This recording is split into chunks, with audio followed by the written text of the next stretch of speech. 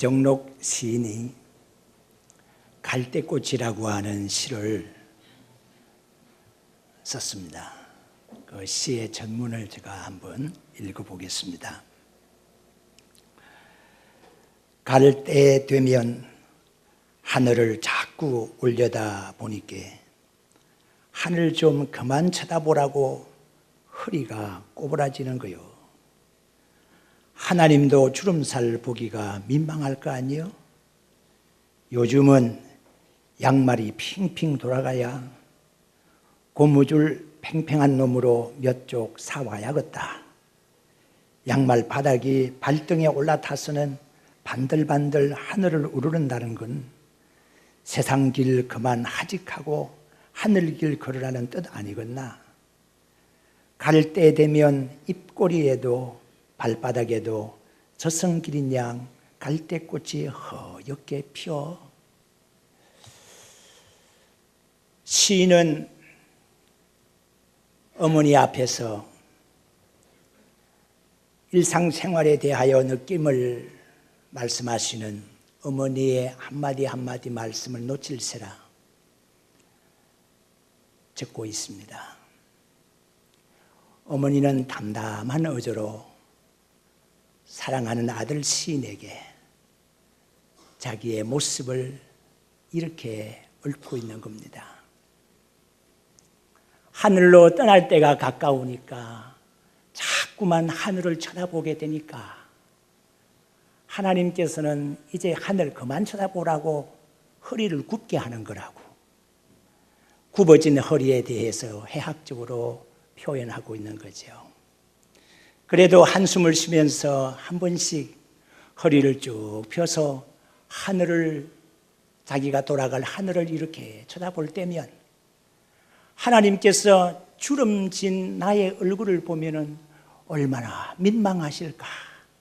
그래서 다시 구부러진 허리로 돌아온다는 표현이죠.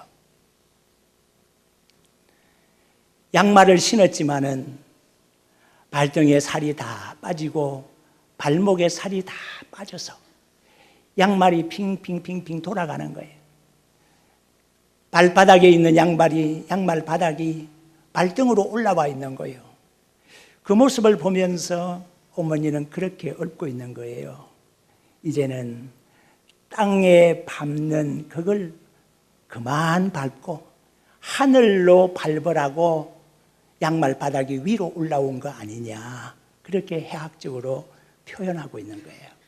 그리고 입가에 하얗게 번지는 침과 발바닥에 있는 피어나는 각질을 보면서 그것이 저승길 가는 길에 있어서의 갈대꽃이 아니냐, 이렇게 표현하고 있는 거죠. 조금 신앙에서 벗어난 면은 없지 않은 시이기는 하지만 이 시에서 느낌이 몇 가지 있습니다. 이 시가 갈대꽃이라고 하는 제목을 달고 있기는 하지만은 사실 주제는 어머니, 그리고 그 부제를 붙인다고 하면 기다림이라, 그렇게 볼 수가 있을 것입니다. 인간이라면 누구나 기다리는 일에 익숙합니다. 태어나서 죽을 때까지 기다림 속에 사는 연속이라 볼 수 있습니다. 태어나기를 기다리는 부모 때로부터, 그리고 자라날 때의 부모님은 얼마나 기대를 가지고 기다리고 있었겠나. 자라나면서 어떤 목표를 세우고 그 목표를 이루기 위해서 얼마나 기다리며 달려갔겠나. 어떠한 시점을 정해놓았으면 그 시점에 이르기까지 얼마나 기다리고 초조해하며 열심히 노력을 했을까. 학생이 기말시험 때가 되면 밤새도록 공부를 하면서 기말시험을 기다립니다. 결혼 때가 가까이 온 청춘 남녀는 이렇게 저렇게 준비하면서 밤을 지새면서 결혼 날짜를 손꼽아 기다립니다. 해산날이 가까워오는 사모는 날짜를 세워보면서 너무 이러지 않나, 늦지 않나 고심하면서 그날을 기다립니다. 납품일자를 정해놓은 공장장이 있으면 밤을 새면서 제품을 만들고 그 납품 일자에 맞추려고 열심히 노력하며 그날을 기다립니다. 개업을 앞두고 있는 사업자가 있다고 하면 개업일을 손꼽아 기다리며 준비하면서 기다리게 되는 겁니다. 인생은 기다림의 연속이라 이렇게 볼 수가 있습니다. 우리가 하나님의 말씀 보게 되면 기다림을 잘한 사람은 성공적인 삶을 살았고 응답을 받았고, 잘 기다리지 못하고 초조해한 사람들은 응답을 받지 못했거나 실패하는 삶을 살았다, 그렇게 볼 수가 있습니다. 아브라함도 종국에 가서는 믿음의 조상으로 인정이 되기는 했습니다마는 75세 때 갈대아 우르 땅에서 나와서 주님의 하나님의 부름을 받고 그리고 헤브론 땅으로 와서 정착을 하게 되는 그 과정 속에서 75세 때에 자식의 허락을 벌써 약속으로 얻었습니다. 그렇다고 하면 하나님께서 약속으로서 이 자식이 주어질 때까지 기다리고 또 기다려야 했건만, 그렇게 기다리지를 못하고 성급한 조급함 속에서 첩을 얻게 되고 엉뚱한 이스마엘이라는 자식을 얻게 됩니다. 그것이 쭉 이어오면서 오늘날의 중동 사태로까지 이어지고 있다는 사건을 우리가 알고 있죠. 그러니까 아브라함의 조급함으로 인해서 그 가정에 불화가 생겨난 것이다 라고도 볼 수가 있습니다. 우리가 그 이전에 가인과 아벨의 경우를 보게 되면 가인의 경우는 한 번 제사를 드려서 인정받지를 못했습니다. 그러다가 하면 다음에 제사 드릴 때를 기약하면서 믿음의 제사를 드리기 위해서 준비하며 기다림이 필요했건만 가인은 기다리지 못하고 동생 아벨을 쳐 죽이고 마는 최초의 살인을 범하고 말았던 것이죠. 그리고 우리가 신약 시대에 들어오게 되면 예수님의 비유의 말씀 가운데서 탕자가 집을 나간 이후에 탕자를 손꼽아 기다리고 있는 아버지의 모습을 우리가 생각을 하게 됩니다. 기다림 속에서 모든 역사는 일어나게 된다, 이렇게 볼 수가 있습니다. 그런데 오늘 이 본문의 말씀에 보게 되면 한 노인을 만나게 됩니다. 우리가 만나게 될 이 노인은 힘 있는 장년도 아닙니다. 그리고 아름다운 팽팽한 얼굴을 가지고 있는 청년도 아닙니다. 다 쭈그러지고 다 구부러진 한 노인을 만나게 됩니다.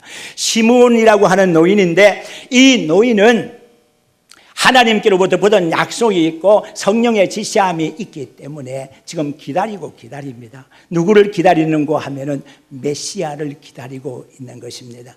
메시아를 만나기 전에는 죽지 않으리라고 하는 성령의 지시함, 가르침이 있었기 때문에 꼭 자기가 죽기 전에 메시아를 만날 수 있다는 기대감 속에서 기다리고 또 기다리는 것입니다.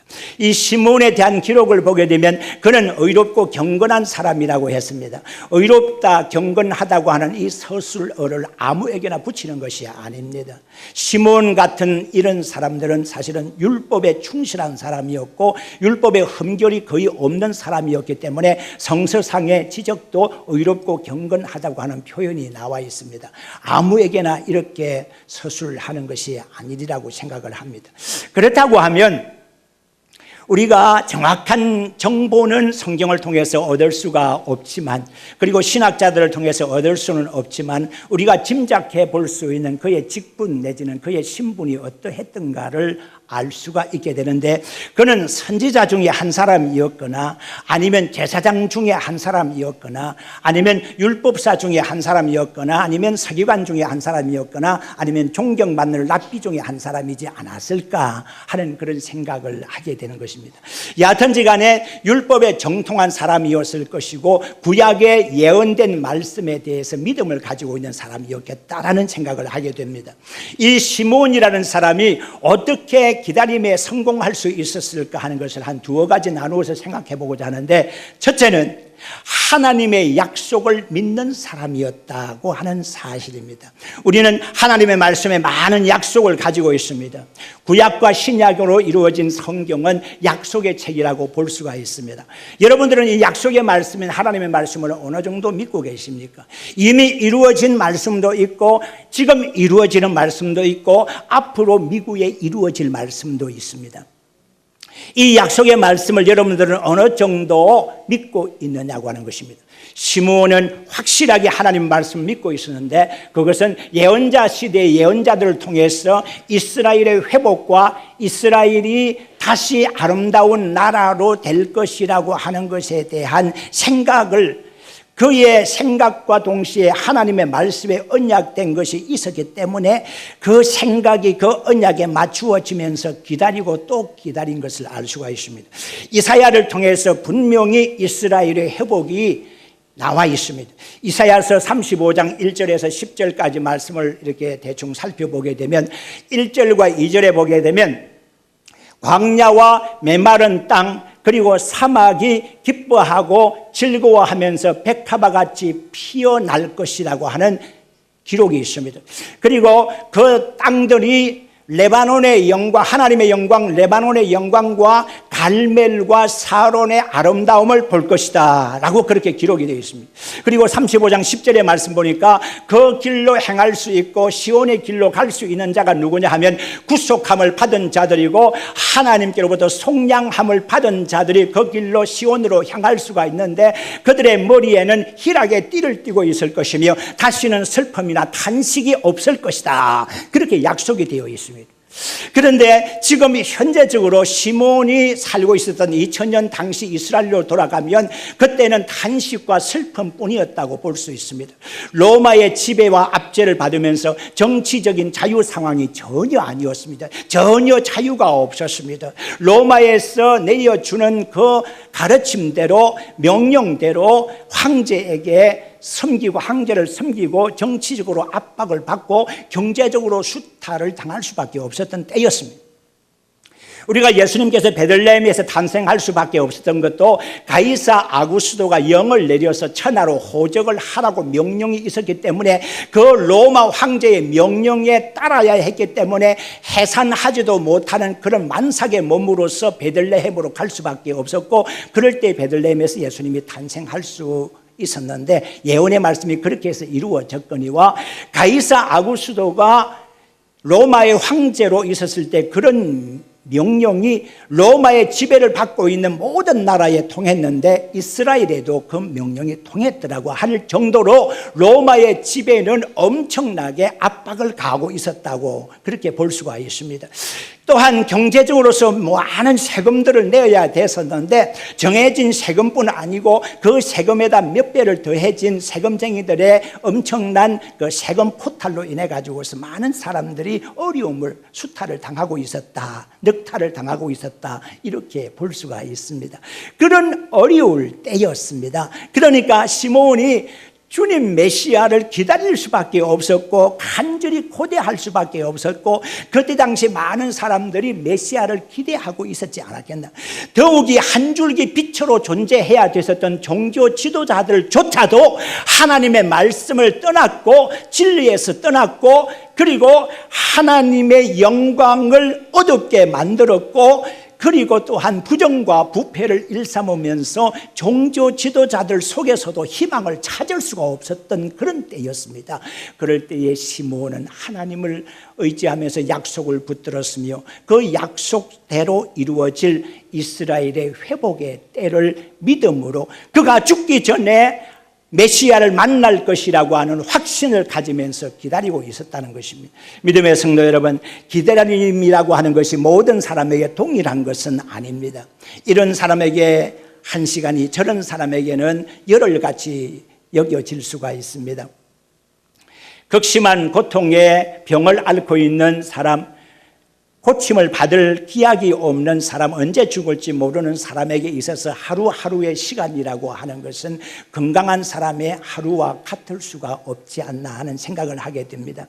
결혼을 앞두고 기다리는 한 달의 기다림이라고 하는 것이 이제 이혼장을 쓰려고 하는 사람의 이제 법원에 가야 할 기다림하고 비교를 해보면 같을 수가 없다는 것은 사실입니다. 모든 사람에게 기다림이라고 하는 것의 개념이나 기다림이라는 느낌이 다를 수가 있다는 사실을 인정하면서 기다림 속에서 서로 조율을 할 수 있어야 합니다.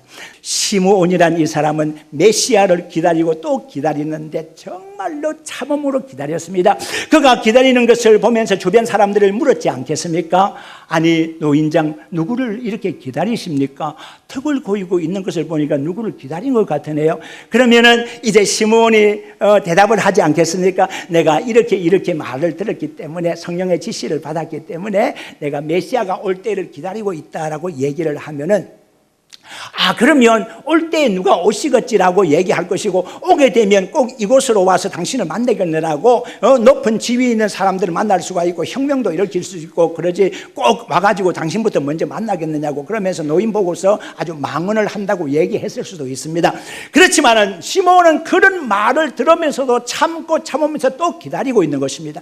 그리고 예수님이 나타나실 때 예수님을 품으로 안아보는데 예수님의 모습이 어떠면 어떻습니까? 많은 사람들은 정치적인 지도자를 원하고 있었기 때문에 해방자로서의 주님을, 그리고 힘 있는 사람으로서의 주님을 원하고 메시아를 원하고 있었기 때문에 대인으로 오시는 메시아를 기다리고 있었고, 말을 타고 오는 메시아를 기다리고 있었고, 대단한 권력과 큰 소리와 많은 사람들을 군림하면서 오는 메시아를 기다리고 있었지만, 어떤 모습으로 오면 어떻습니까? 시몬은 적어도 그렇게 기다렸었습니다. 남자로 오면 어떻고 여자로 오면 어떠냐는 것입니다. 성령께서 이분이라고 느낌을 주시면 바로 그분이 메시아인데, 이런 기다림으로 지금 시몬은 기다리고 있는 것입니다.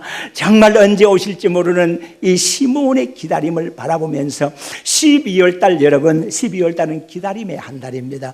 이 12월 달은 지나고 나면은 2014년을 맞이하게 됩니다. 기다림 속에서 한 달을 보내지 않겠습니까? 특히 12월 25일은 성탄절입니다. 성탄의 감격을 안고 오실 예수 그리스도를 우리는 기다림으로써 성탄절, 이렇게 해서 대림절을 4번 지나고 나면 성탄절을 맞이하게 되는 것이지요.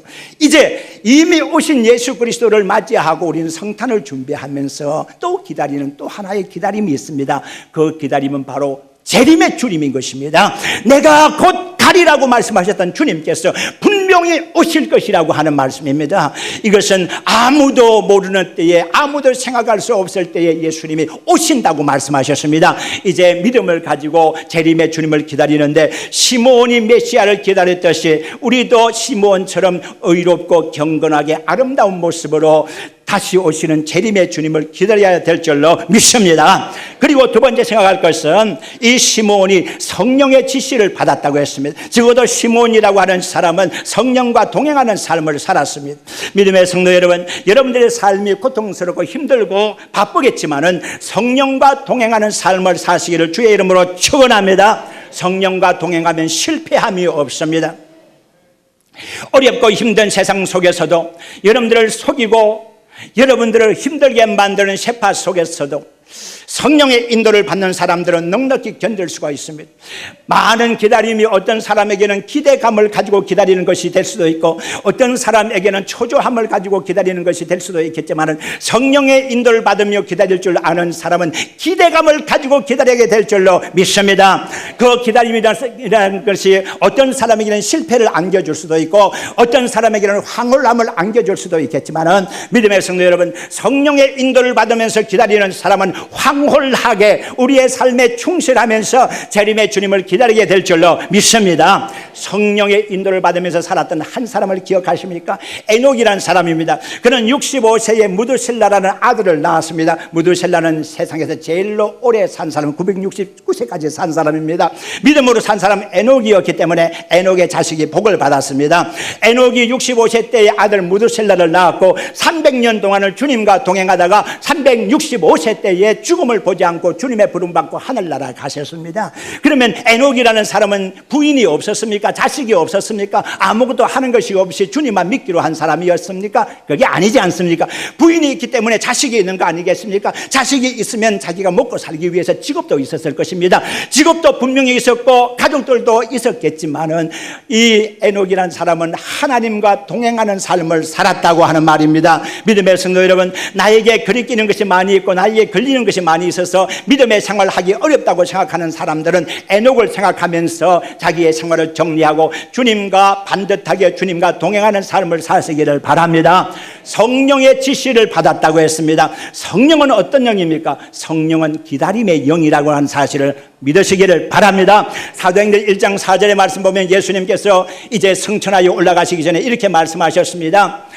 내게 들은 바 약속하신 것을 기다리라. 어떻게 기다려? 예루살렘을 떠나 떠나지 말고, 예루살렘을 떠나지 말고 내게 들은 바 약속하신 바를 기다리라. 그러면서 1장 5절에 보니까 성령 세례에 대해서 말씀하고 있는 것입니다. 성령을 기다리라고 하는 것입니다.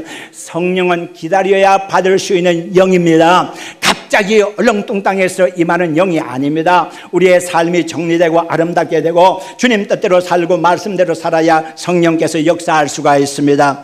성령의 열매를 여러분들 아시지요? 갈라디아 5장 22절 23절에 기록되어 있는 성령의 열매 9가지, 사랑과 희락과 화평과 오래 참음과 자비와 양성과 충성과 온유와 절제, 9가지 열매를 하나하나 생각해 보시기를 바랍니다. 그 열매 모두에 기다림이 관련 없는 열매가 어디 있습니까? 기다림이 없이 사랑이 가능합니까? 기다림이 없이 기쁜 일이 가능하겠습니까? 기다림이 없이 화평이 있을 수가 있겠습니까? 오래 참는 것도 기다림을 의미하는 것입니다. 온유한 것도 기다림이 있어야 가능합니다. 자비한 것도 기다림이 있어야 되는 거 아니겠습니까? 양선 선을 키우고 양육하는 것도 기다림이 있어야 가능한 거 아니겠습니까? 절제하는 것도 기다림을 의미하는 것입니다. 그러니까 성령은 기다림의 영인 줄을 생각하시기를 바랍니다. 성령께서 지시하셨습니다. 기다리라는 것입니다. 메시아가 오신다는 것입니다. 메시아가 드디어 오셨습니다. 아기로 오셨습니다. 시몬은 알아봤습니다. 예수님을 품에 안게 됩니다.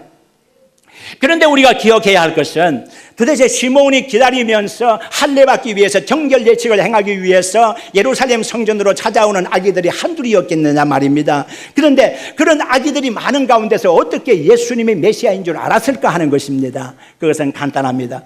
세례 요한이 세례받으러 오는 많은 사람들 가운데서 예수님이 구세주인 것을 알아볼 수 있었던 것, 어린 양인 것을 알아볼 수 있었던 것은 성령께서 예수님 위에 임하여 있었기 때문인 걸로 생각했습니다. 마찬가지입니다. 성경에 기록된 대로입니다. 시몬은 예수님께서 아기로서 품에 안겨 정결 예식을 하려고 들어오실 때 성령께서 임하여 있음을 시몬은 발견했기 때문에 바로 이 아기가 약속대로 오시는 메시아임을 알게 됐습니다. 그 아기를 안고 찬송을 하게 됩니다. 오늘 이 본문의 말씀에 기록되어 있는 29절부터 32절까지의 말씀은 바로 시몬의 찬송입니다. 이 찬송은 지난 초대교회 때 16세기 동안을 초대교회 성도들이 마지막 찬송으로 즐겨 애송했던 찬송입니다.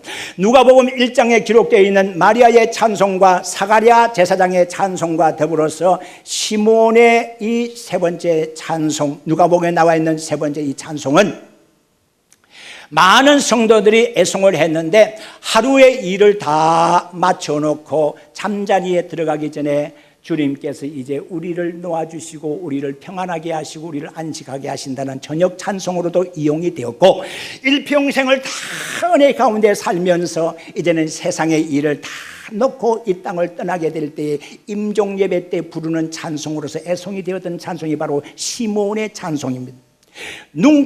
디미티스라고 불리우자는 이제는 나를 놓아주신다, 이제는 나를 해방시켜 주신다, 이제는 나를 가게 하신다는 것입니다. 이 땅에는 슬픔뿐이요 이 땅에는 고통뿐이었는데 이제 하나님의 나라, 그 극락의 나라로 우리를 인도해 주시니 하나님 감사합니다. 이제는 종을 평안하게 놓아주시니 감사합니다. 이 시몬의 찬송은 임종 예배 때 부르는 찬송으로서 적합한 찬송입니다. 평생을 춤추며 즐기며 먹이 먹으며 이렇게 노래하다가 마지막에 백조 한 마리 숨질 때에 아름다운 노래로 숨지듯이 인생 마지막에 임종을 구할 때에 주께서 나를 놓아주시니 해방시켜 주시니 감사합니다라고 이 땅을 떠날 수 있으면 행복한 사람인 줄로 믿습니다. 시몬은 주님께서 자기를 해방시켜 주심에 감사합니다. 말씀대로 메시아를 안아보고 찬송할 수 있었음에 감사하면서 조용히 눈을 감습니다. 믿음의 성도 여러분, 이제 우리는 12월 달 이 기다림의 달, 기다림의 계절을 맞이하게 되면서 한 달 동안 잘 기다려 2014년을 맞이하시고, 잘 기다려 성탄절을 잘 맞이하시고, 잘 기다려 재림의 주님을 맞이하시기를 주의 이름으로 축원합니다.